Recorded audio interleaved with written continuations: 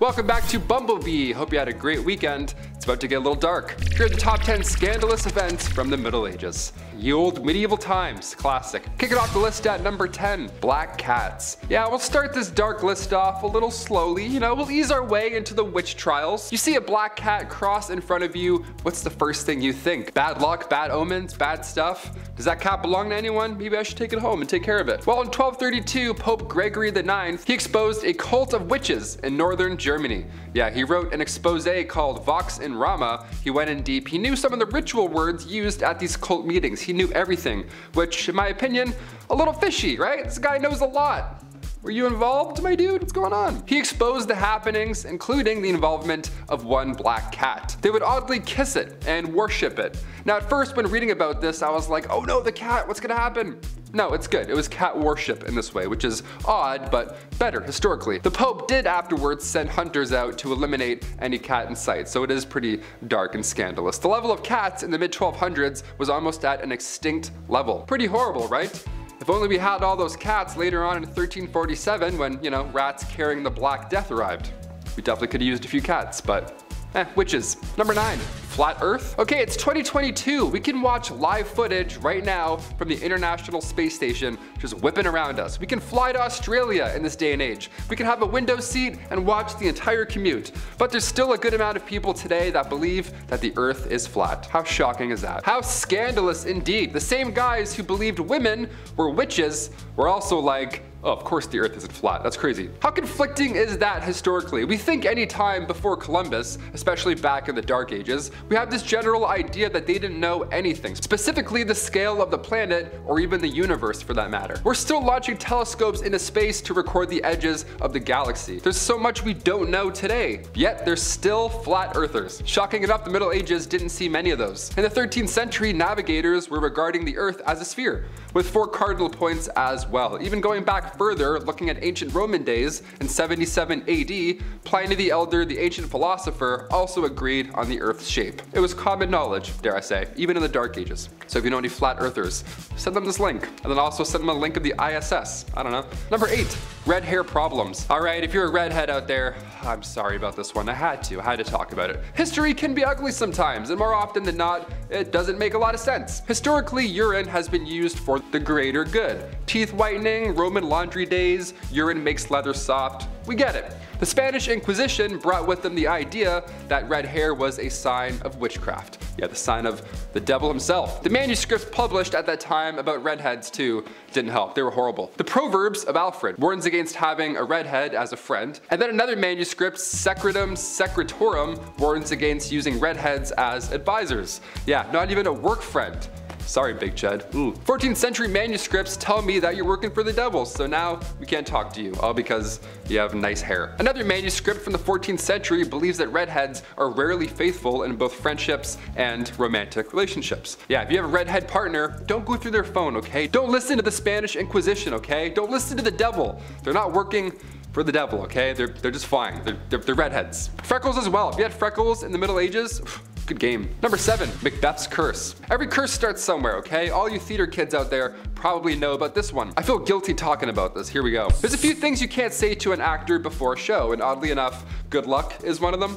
Yeah, you're supposed to say break a leg. All these theater traditions you can't break, okay? You're about to go on and do Shakespeare and do like this huge monologue wearing funky shoes. You gotta be in the zone, okay? You gotta, it's like game day. Even actors have their playoff beards, you know what I mean? It's like a ritual, you gotta stick to it. This legend goes back to 1606, the time of Macbeth's first performance. The actor playing Lady Macbeth died right before the show, sadly, so Shakespeare had to step in and play the part himself. Now apparently at this time, a coven of witches cursed the show. Yeah, since then there's been tales of real daggers being used in the show accidentally instead of prop daggers. The Astor Place riot in New York City back in 1849, that was caused by rival actors both playing Macbeth in their respective productions. There's also countless amount of stories recalling botched performances of the play, but what do we think? Is this the case of being in your own head and we just never dropped it, or is the Macbeth curse real? I don't know. Coven of witches cursing plays. That sounds pretty medieval. I hope it's not real. That would suck. I just got cursed. Number 6, witches curse. More curses. Let's do it. From the 1400s to the 1700s alone, there were around 50,000 individuals who were all found guilty of witchcraft and wizardry. And we all know what that meant.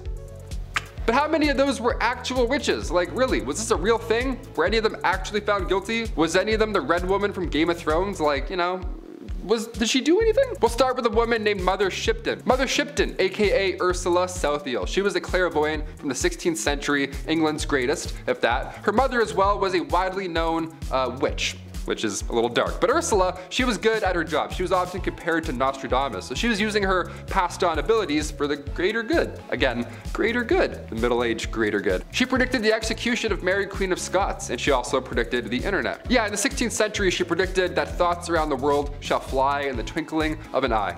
It rhymed, so you know she was on a good streak. Mother Shipton actually passed away a peaceful death, believe it or not. She wasn't hunted down by a mob or anything like that. She was actually buried on unholy grounds in 1561, which is insanely bizarre for a witch at any time. And the fact that people compared her to Nostradamus and she wasn't, you know, shocking. Dare I say, we have a good one. A nice good one for a halfway point. Number 5, Agnes Sampson. And now back to the dark stuff. This one's not as great. Turning the clocks now to 30 years after Mother Shipton, the general public isn't always so easy when it comes to clairvoyance. So around 1590, when King James VI, when he was ruling Scotland, this was an important time because the lovely Anne of Denmark-Norway, his wife, she was very much opposed to black magic or all that voodoo. She wasn't on board at all. During one commute back to Scotland, for example, the couple barely made it through a fierce storm. So King James VI, he was now convinced, because of his wife, that the storms were an outcome of black magic. Yeah, a witch cursed their commute. All because of a storm, they thought this, imagine that. So they charged one Agnes Sampson. The king and the queen all believed that these witches attended a coven on Halloween night, and that's what happened with their commute. So she was held prisoner until she confessed. And then at that point, she finally met her horrible fate. Her nonsensical, horrible fate. Number 4,